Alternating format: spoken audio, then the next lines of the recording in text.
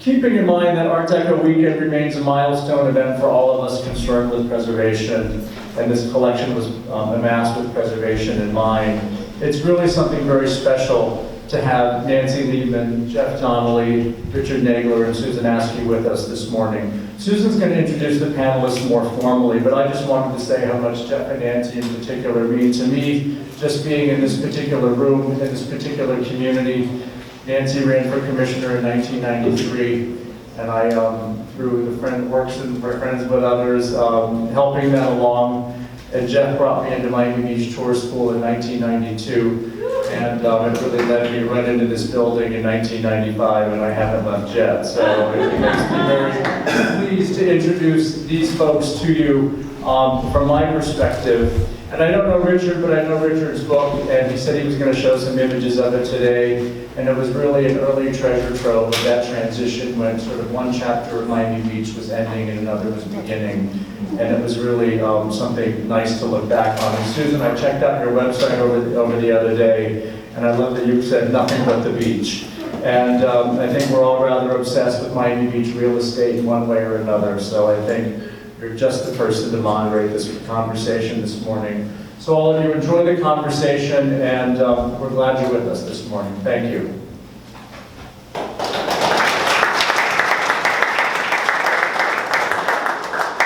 Thank you, and good morning, and welcome again for being here. I am delighted to be here for Art Deco Weekend. Two of the panelists, Nancy and Jeff, are friends, and Richard, I hope you'll become a new friend here. They certainly are contagious with their enthusiasm for Art Deco. I am Susan Askew. I'm the publisher, editor, writer, janitor-in-chief of RE Miami Beach. Thank you to all of you who read and support the publication. This is the 42nd Art Deco Weekend, although as Nancy told me, the first one really wasn't a weekend. It was a gathering on Barbara Capitman's porch. But fast forward 42 years and here we are. Today is also the 42nd anniversary of something else. Anybody else know what that is? The day it snowed in Miami Beach. 42 years ago today, right? That's why you pay me the big bucks to be the moderator. The theme is Deco Dreams, Past, Present, and Future. And the reason we are looking at all of those is that this is a momentous year, 40 years since the Art Deco District was placed on the National Register of Historic Places. It's present, celebrating this year our inclusion in Lonely Planet's #1 destination in the US, #4 worldwide, and the Art Deco District was included in that as they looked at Miami and the Miami Beach area. The future, obviously we're looking at some challenges with sea level rise, climate change, and stronger hurricanes as a result, so that will also be an interesting examination that we'll take a look at this weekend. To introduce the panel, Nancy Liebman is currently the founder and chair emerita of Miami Beach United. MBU is a nonprofit citizens organization that advocates for quality of life issues for Miami Beach residents. She's a former city commissioner, elected in 1993, and she served until 2001, and is a current member of the Historic Preservation Board. She was part of a group that brought the Art Deco District to life, and related to me the party on Lincoln Road when the district was added to the register, remembering it as being a dark, freezing night on Lincoln Road as they celebrated. So I guess we had some things in common back then. She's also part of the group that brought Art Basel to Miami Beach. So let's welcome Nancy.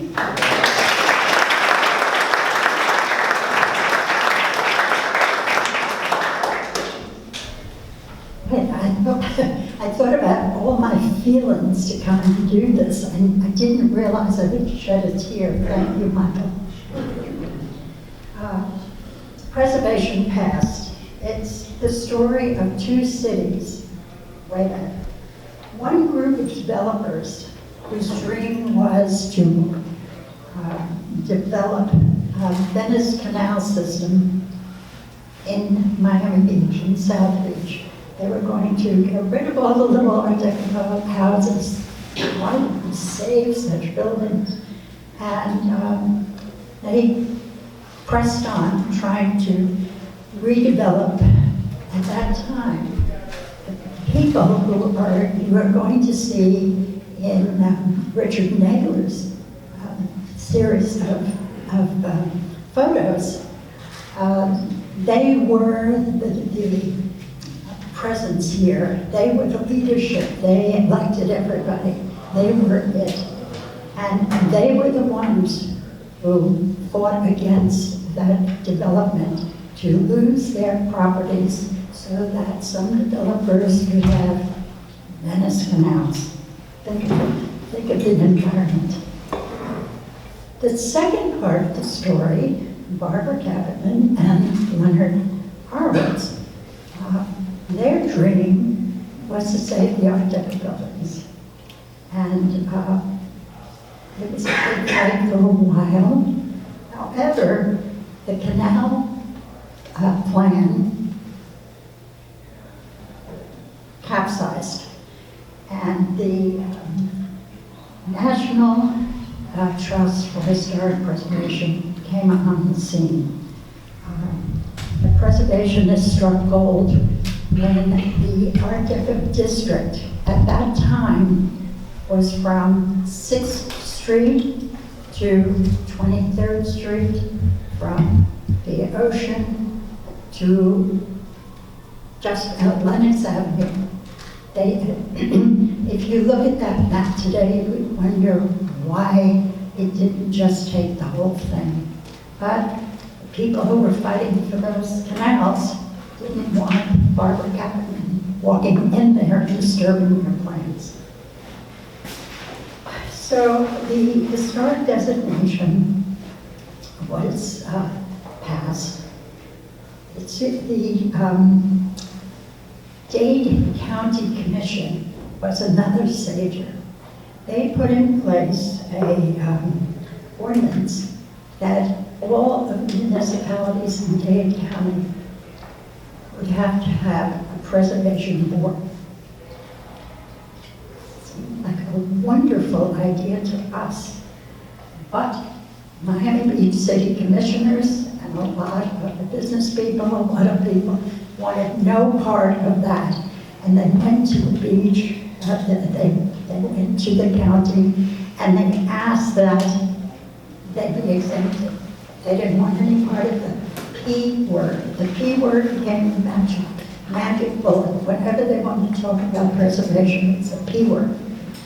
Some of the people who were involved with that development said, well, why don't you just knock down those old buildings and build them up and make them look the same? And we said, that's not the way you do it. So, after Miami Beach urged the county, Dade County stood tall. They said, and they passed an ordinance that called for 100% of the owners had to agree to designate their property. Well, how many buildings do you think we could have? And it was a worthless. Good old Dade County came back and said, nah, that is not good enough. You have to do something that's realistic. So finally, the city succumbed. They allowed for 50% of the owners. And that sort of got us started. They passed an ordinance, and they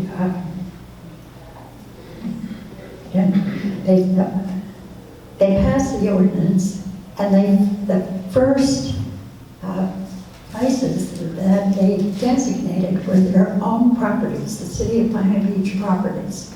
It was the Carl Fisher Clubhouse and the old City Hall. And that was the beginning. I think that most of them on the commission thought that that was enough, that'll shut us up. But we were not to be shut up. So the story, and we're still not, the story of historic preservation has been a very rocky road. But it was that road that led us to make Miami Beach the world famous. And that's my phone, I'm sorry. But it was the road that paved the way to what we have today. And I like to tell the story because everybody who comes, new people who come. I know that a lot of long-time people in the audience today, but the new people who come to the city think that it's always been this glamorous cultural center. They should have seen what it looked like down here in those days, and you wouldn't come here. So I guess, Jeff, you're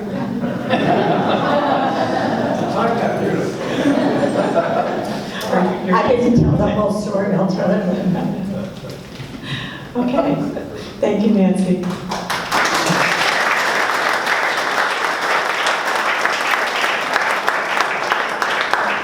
And we will have questions for the panelists after everyone finishes their presentation. Jeff Donnelly is the public historian of the Miami Design Preservation League, and he founded the MDPL and MIMO Tour Guide Academy in 1990, which he still contributes to today. I think you do tours still, right? Yes, okay. He's the co-author of Miami Architecture and AIA Guide to Downtown, the Beaches, and Coconut Grove. He was a member of the Historic Preservation Board starting in 2007, and he served as its chair from 2009 through September of 2010. Jeff. Thank you very much, Susan. Everybody hearing me in the back? Danielle? Okay, thank you. And if this mic moves around and if I gesture, it may move away, so raise your hand if I am not clear in the back, please. I, of course, represent the spirit of preservation past. I do not have chains clanking behind me, approaching the people of Miami Beach. But in any event, there were people who wanted to have me chained up at one point, and I'll jump ahead in my story because Nancy, took a part of it. Nancy had me put on something called the Museum District Steering Committee. And that was in 1990, 89 to 1990, and the whole purpose of that, thank you, the whole purpose of that was to find a compromise that would allow for additional housing for the convention center. Hotel housing for the convention center. And that eventually, of course, becomes the whole convention center hotel controversy. I'm talking about the one in the 20th century, not the one in the 21st century. But in any event, but at one point, the other members who were members of the planning board, they didn't really want me on that committee, and so they approached Nancy and she said, okay, it's either him or Matty Bauer, so take your choice. So in any event, they chose me, and in event, so we went forward. You did that, yes. Okay. In event, so segueing on, I wanted to really start with a couple of quotations. One is from Marni Stoic, who wrote a wonderful book called Saving South Beach, right here.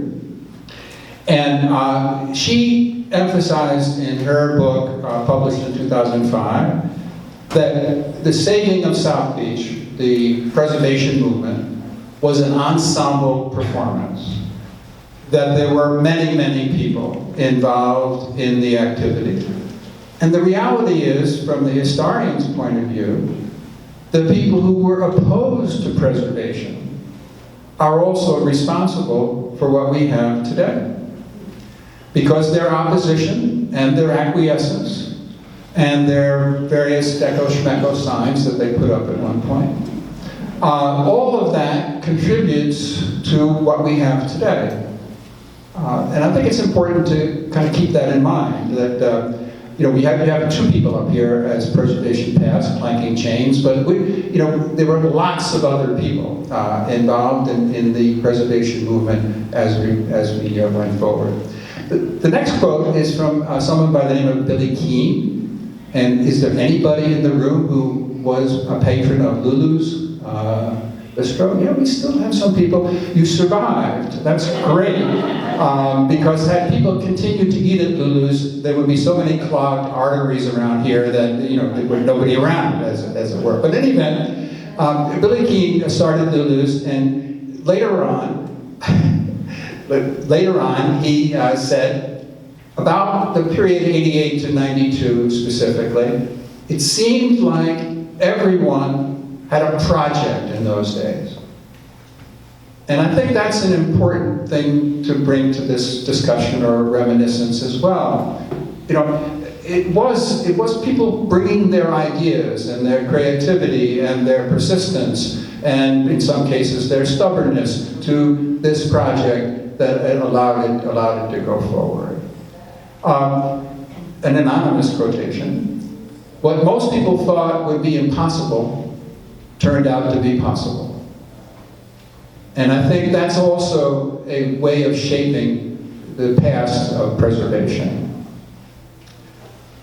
I'm going to talk about 3 topics: preservation and advocacy, preservation and education, preservation and politics. And I'm focusing mostly on the period 2008 through essentially, 1988 to 2008. So first, Miami Design Preservation League and advocacy. I came to know the Miami Design Preservation League in the late 1980s, really. Nancy and I moved to Miami Beach in 1986.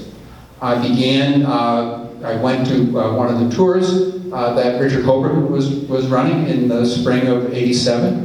And somewhere, at that point, one of the major issues was the proposal to demolish the Senator Hotel for a parking lot.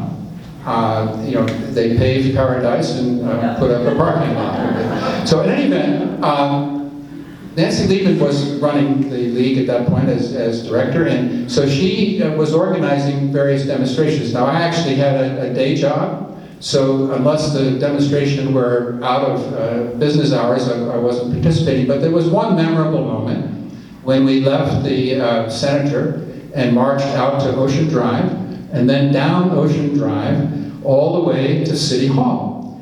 Now think about that. This is 1988. We did not have a permit.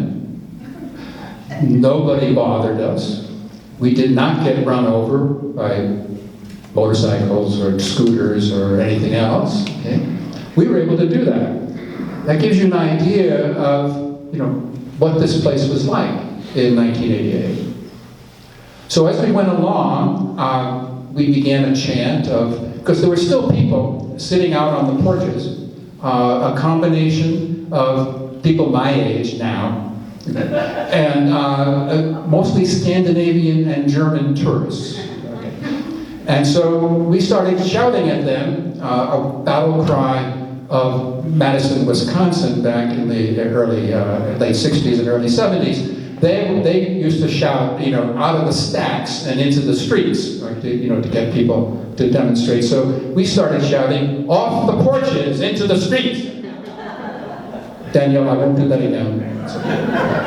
In any event, that's how we did. We actually got to City Hall, and it was unfortunately, you know, in Nod. There were people in City Hall who tried to help, and there were people in City Hall who were not interested in helping. So that led, of course, though, to that great compromise of the period 1989 to 1992, because there was one thing that the business and you know, political community here, ruling business political community here agreed about, is that Miami Beach needed a convention center hotel.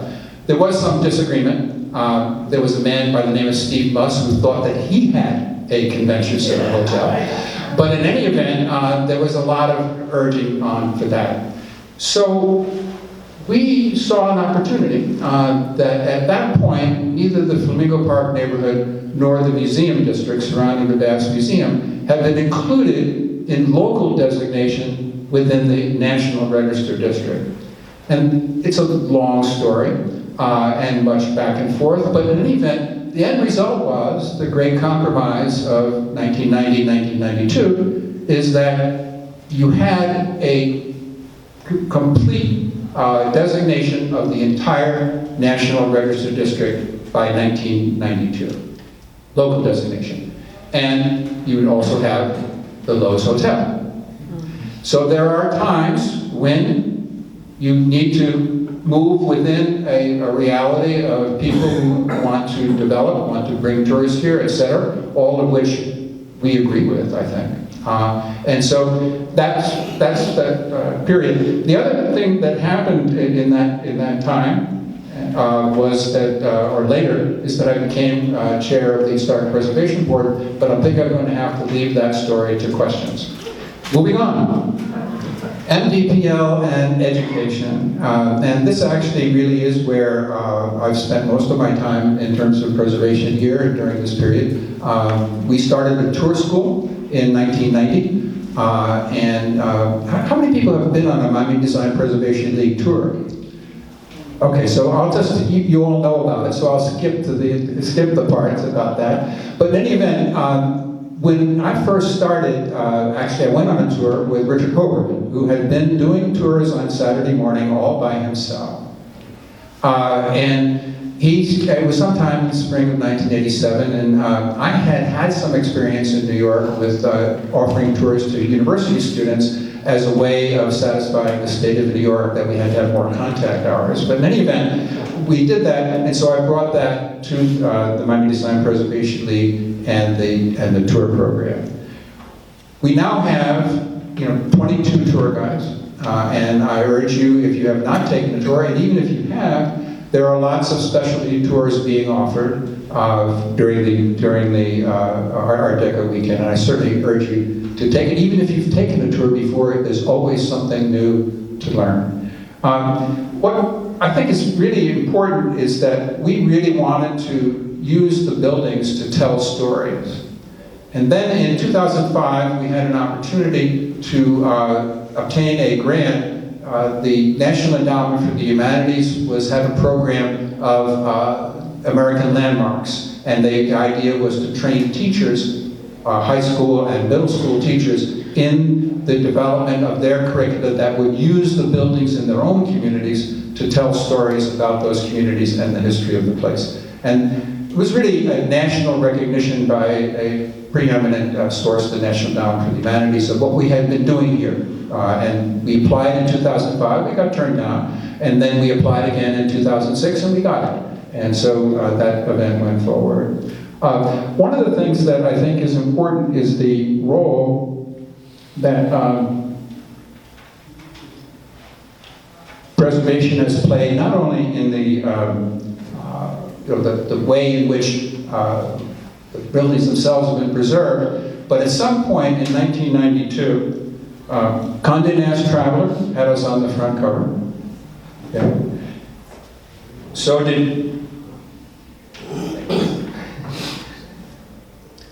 did Travel Holiday, and so did Travel and Leisure. In other words, this was all in the summer and the fall of 1992, instigated by a New York Magazine piece that had appeared earlier in the spring of 1992. And I think that's really when the district popped. We all knew what we had. And a lot of people in downtown New York, not the Upper West Side, not the Upper East Side, and so forth, downtown New York knew about this place. But all of a sudden now, everybody is going to know about it. And that meant that we had to beef up the tour program a lot, because at one point the New York Times came out with a story about the tours, and we had 120 people show up. Fortunately, we had the tour school going by that time, and we had enough people to cover that.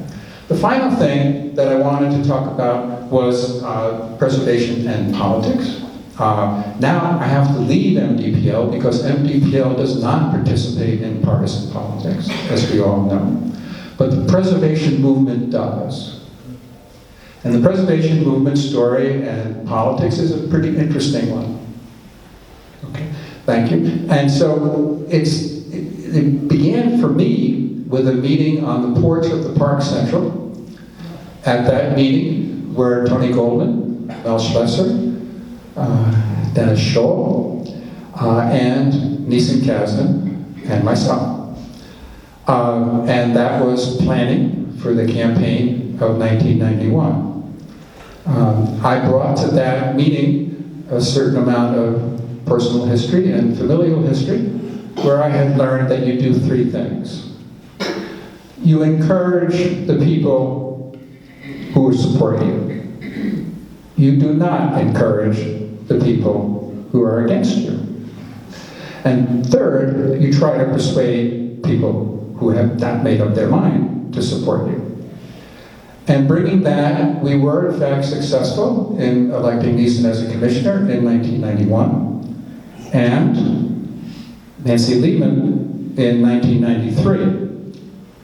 I told Nancy that I was going to tell a story about that campaign, and she was a little shocked that I was going to bring this up, but here I was sitting in a room with the Prince of Darkness himself,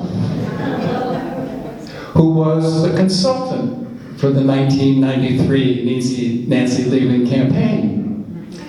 And Norman, Nancy's husband, was sitting there with us. We began a conversation about those 3 points. You know, don't encourage the people who are opposed to you. In fact, better they should not even know that there's an election. In any event, at that point, Norman Liebman got up and said, I'm leaving this room. And he did. So I think that's about enough for me.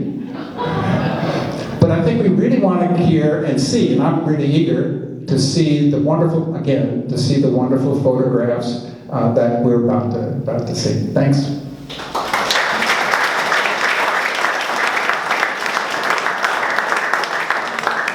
Thank you, Jeff. Jeff was a former professor, and I think your students probably had a great time in your classes.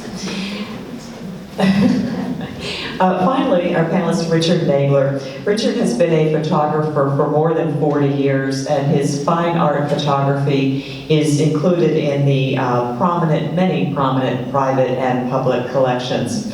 He's published 4 books, including My Love Affair with Miami Beach in 1991. This is a very special collection. He spent 12 years documenting a community of elderly, transplanted Eastern European Jewish immigrants here, and it turned out to be a collection that the Miami Herald called profound and extremely moving. So what a great way to wrap up this morning here, Richard. Thank you very much. Hello, Miami Beach. I'm in from the San Francisco Bay Area, so I wanted to thank you for turning on the weather and the charm.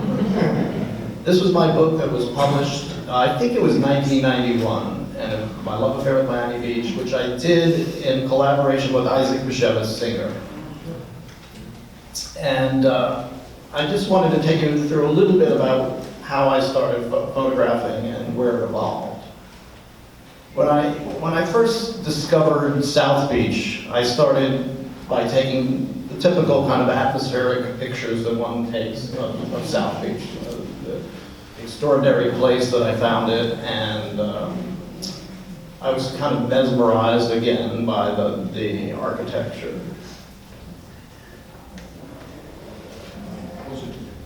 Oh, how's that? A little better? Oh, okay. There we go. Do you want to dim the lights? That I can't handle from this end.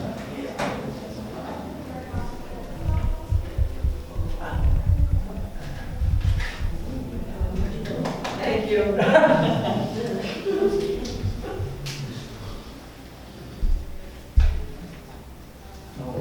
But gradually I realized something else was going on, and something else that was pretty significant. And I started to take pictures that were a little deeper, capturing the evanescence of the neighborhood and what was going on with its indigenous population of elderly Jews. And this was a typical photograph that I did, and eventually, like a few years later, I came across the same sign, and here I photographed a little Hasidic boy running past it. And so I began to be captured by the community and the neighborhood, and I endeavored to grasp what was going on, and also I understood that its time was fleeting.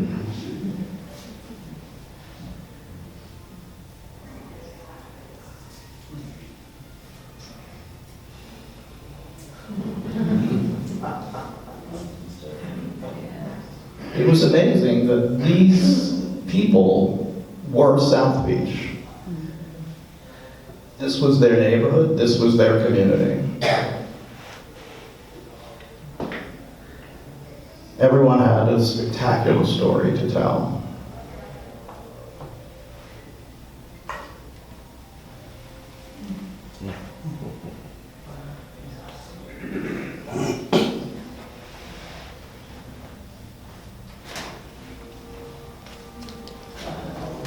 These are just a couple of blocks from here. Most of these pictures are just within a few blocks of the Wolfsonian. This was Friedman's Bakery.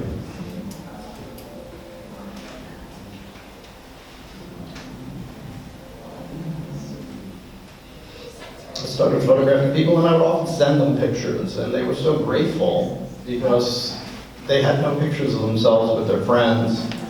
People were moving on, moving out, passing on, and they were so thrilled to be able to have some pictures that captured this kind of unique period. You can see in this picture there are bullet holes in the glass. It's taped together. I think this was just a couple of blocks down on Washington. This was the Garden of Eden fruit store. I said to this man, I said, "Can I take your picture? Do you mind?" And he said, "Well, yeah, you can take my picture, but just don't put it anywhere, because I told my wife that I gave up smoking cigars 20 years ago."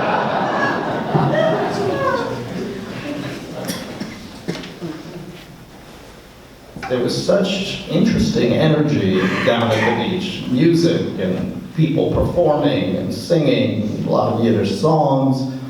There was a sign that says, there's a limit of 2 songs per person. And in the years that I went down to this kiosk, nobody stopped at 2 songs.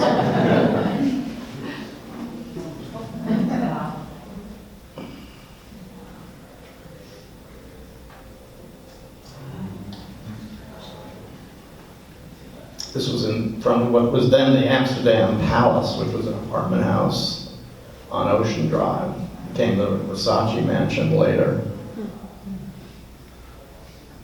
Remember this woman, she'll reappear. There was a lot of Yiddish newspapers, and he's holding the forward here, and you can see the sidewalks were empty. I mean, this was probably a crowded day down at the beach.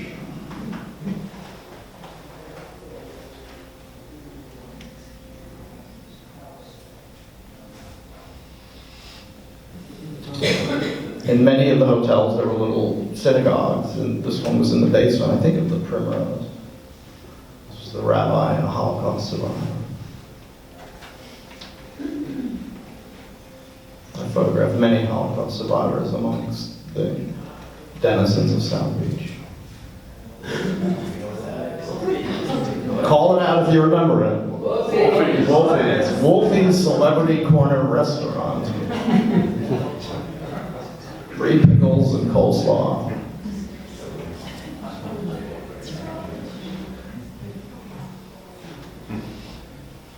Sisters.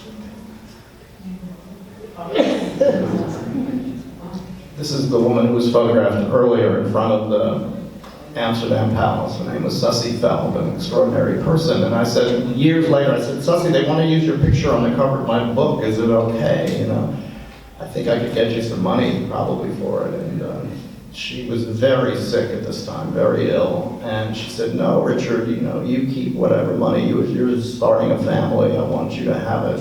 And I said, "Susie, can I take a picture one last time?" And she had been very sick, and she was all shrunken up. And she blossomed from that sunken posture into a rose, and basically reached towards the sun and the wind, and I was able to capture her for the last time I saw her. Washington Street barber shop, I think it was called, Washington Avenue barber shop. I came back the next year, and the storefront was just empty. There was nothing in it, completely white, and somebody told me who was next door that the barber had passed away, and his family had come and just cleaned out the barber shop. This to me was like a pietà.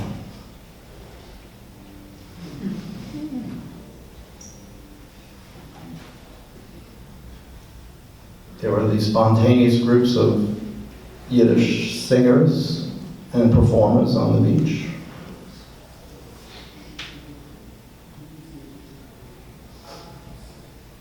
This is the end of a religious ceremony called Tashlik, where bread is tossed into the water. They're returning.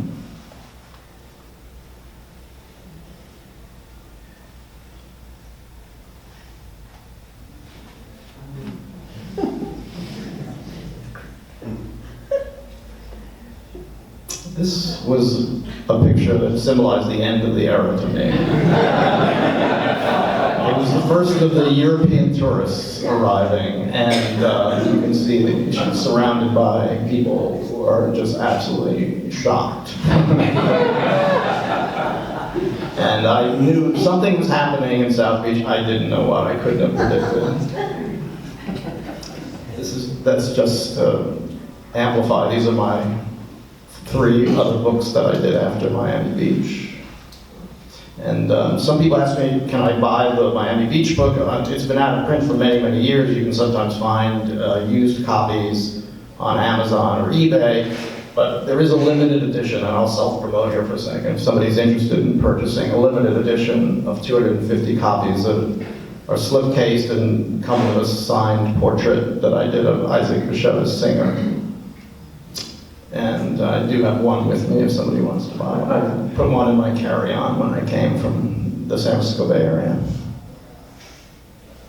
And I'll end on that.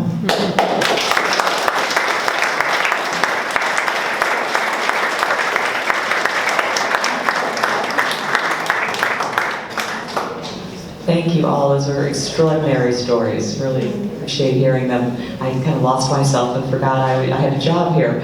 So let's start with questions. This is our only handheld mic, so if you can speak up, and if not, I'll try to repeat what you said, your question. Anybody want to start?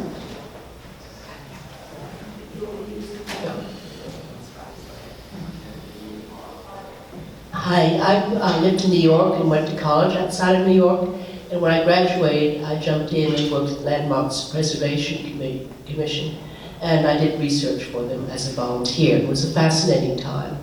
And the Landmarks Preservation Commission was founded in answer to the destruction of Pennsylvania Station. And that was what galvanized the preservation of architecture in New York. And did your preservation movement start? Was it sort of a domino effect that came trickling down the coast?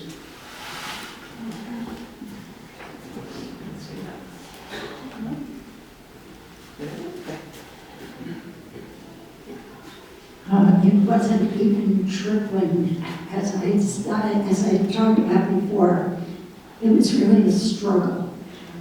And one of the things that we did, as a matter of fact, was invite the organization that you worked for, which is, say it again, Landmarks. Yeah, Landmarks. We invited the people from Landmarks to come to Miami and look at our historic buildings. We have Nina here. Nina was one of the people who went. We all went up, all of us who could, first of all, to Landmarks to visit with them and invite them. And they came and they were awestruck at what we had. Society. It was the Municipal Art Society. Oh, not the Municipal Art Society we went to, right. Anyway, they came and we had a wonderful, I think it seemed like almost a week, and we showed them around, and it was that kind of publicity that came from that and from other people who came to Miami Beach early on that became the trickle. There were people like, that was part of what I didn't do. So we had people who came to visit. First one was Andy Warhol. He came in 1981 because he had heard about it and he was all excited about coming to see these buildings. And that made a little impression on the powers that be, I believe. And after that came Don Johnson and Philip Michael Thomas, who did, of course, the Miami Vice.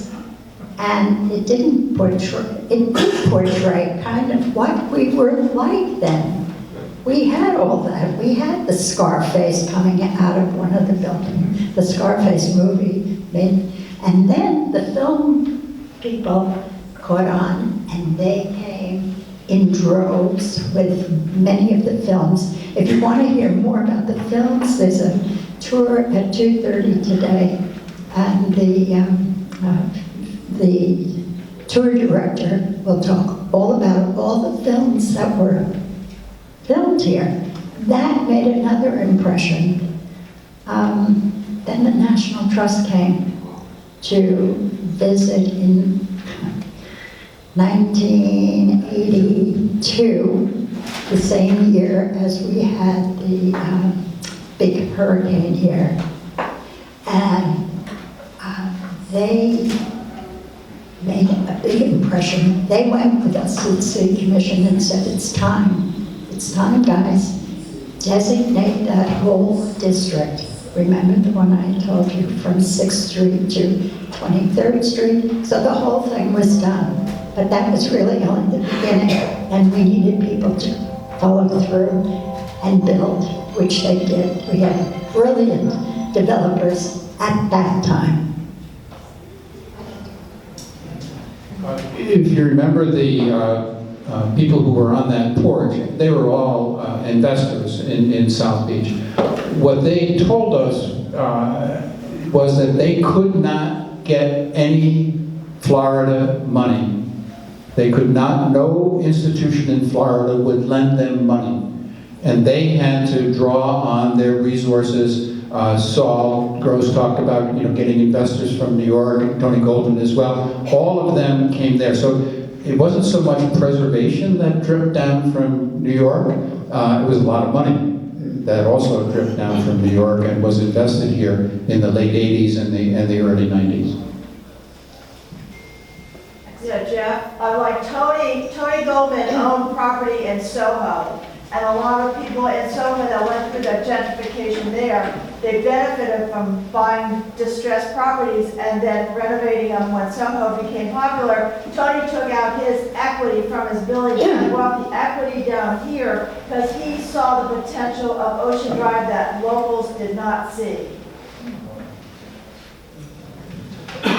Yeah, the thing I heard that was George Neary was the big early impact was the loss of the Roni Palace. And I was told by many people that lived here, that was kind of the very beginning of thinking about preservation because it shocked so many residents, like the Pennsylvania Station did, that such a gorgeous and a beautiful building would be demolished and destroyed. So I'm just mentioning that because that's even before many of us even thought about this place, but some of that tragedy is what caused so many other good things to happen. What year was that, George? I think 66, about, was it 70 something? Oh, I'm not sure.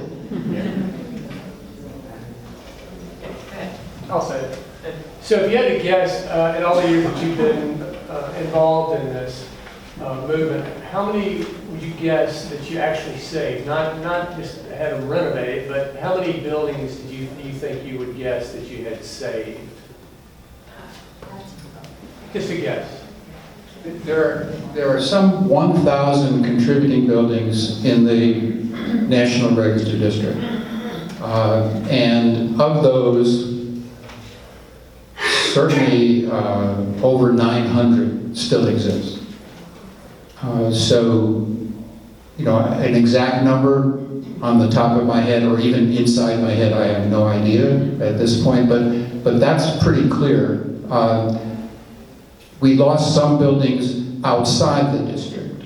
The big hotel now became the Floridian Biscaya, and that was actually outside the National Register District. And we've lost a large number of single-family homes, none of which, were protected by local designation. So, it depends on where you look. In terms of the National Register District, I think the Miami Design Preservation League and the Preservation Movement and the people who are fellow travelers and collaborators have done a pretty good job of preserving those structures. Whether others outside of that district and outside of the other historic districts in Miami Beach, I think it's a more problematic question. One of the most important things that we finally did was put in place, of course, a preservation board that was made up of 13 people.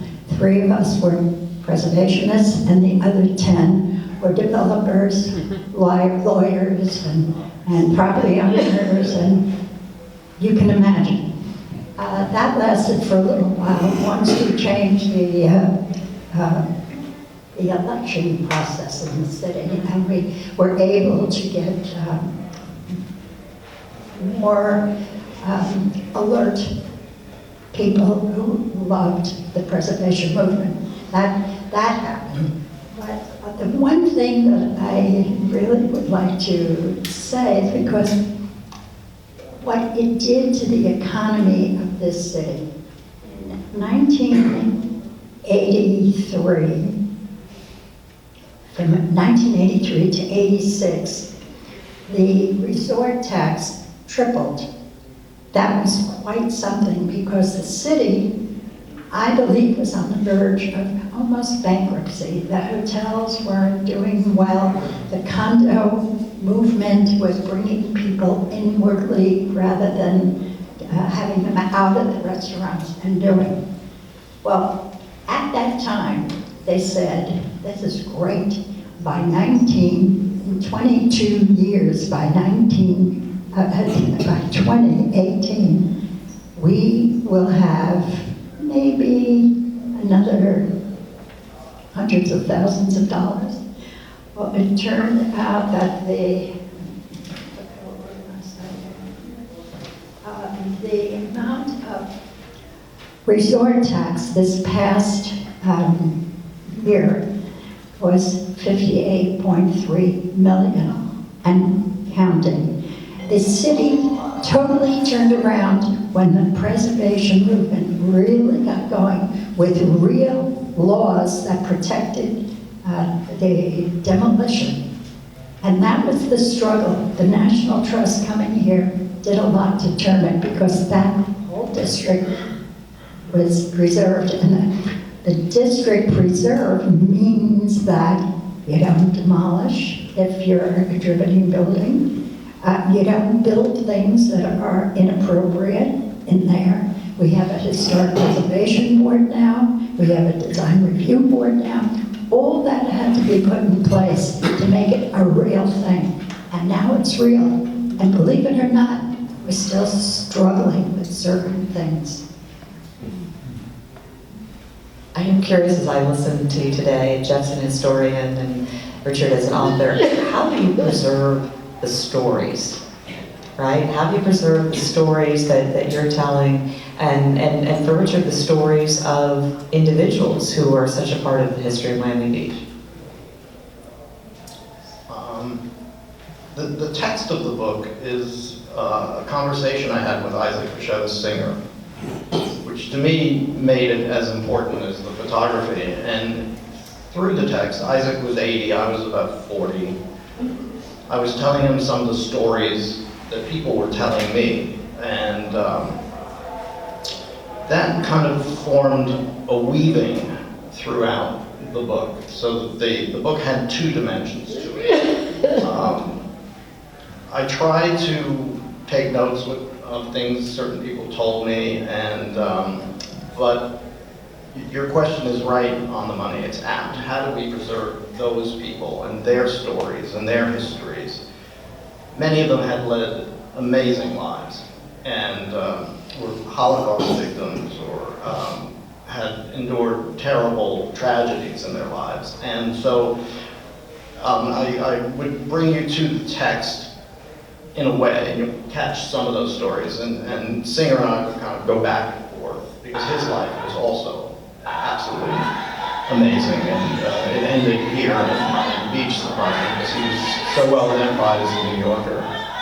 And before I hand back the microphone, I just want to say I've loved the Wilsonian for many, many years. And so to be here today at the Wilsonian is a particular honor for me. And I'll hand the mic back now.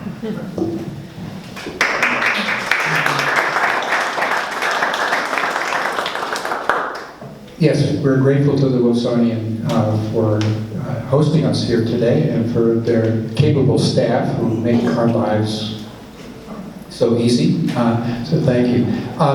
You know, the preserving of the past is a very difficult task. And what's critical about it is the selection of what items from the past you're going to make pop. Because something could be preserved in a museum, in their storage facility, and never be seen. You could have a diary or a memoir that's never published. And so there's a really complicated process, and it also depends on the time in which somebody's seeking information about the past, because the questions that they'll ask depend upon their current concerns. We have a racialized past in the United States, and yes, Miami Beach has part of that story, but I don't think you've seen too much about that. But now people are asking that question, and of course, the person who brought awareness of African American history and Art Deco to Miami Beach is right here. His name is George Neary in 1996. And so it depends on what questions somebody is asking at any given time. So one thing that is true, though, is that if you preserve the structure, you will, in fact, not only enable people to tell the story of that structure, but you'll also enable people to ask questions of that structure. And one basic question about this community is where and how were all of these 700 or so Art Deco buildings built in the 1930s, which, as you may remember, was the Great Depression. And so the existence of these buildings poses that question. And if they were not here, you wouldn't know enough about the past to ask the question. And that's why, historians' work is, more complicated than dealing with the, 25, 17-year-olds for hours during the day. But that's really that's part of the story. Okay, we are one minute. I want you to know this is the first of a three-part series. Tomorrow at 11 o'clock, same time, same place, please come back and you'll hear from another panel of preservation people about the preservation today. And then at 3 o'clock, I think it is, tomorrow, there's the preservation future. You'll hear about all kinds of things like sea rise and all the problems that we have, but yet you'll hear about where Miami Beach is going from here. We are out of time. Thank you to our panel.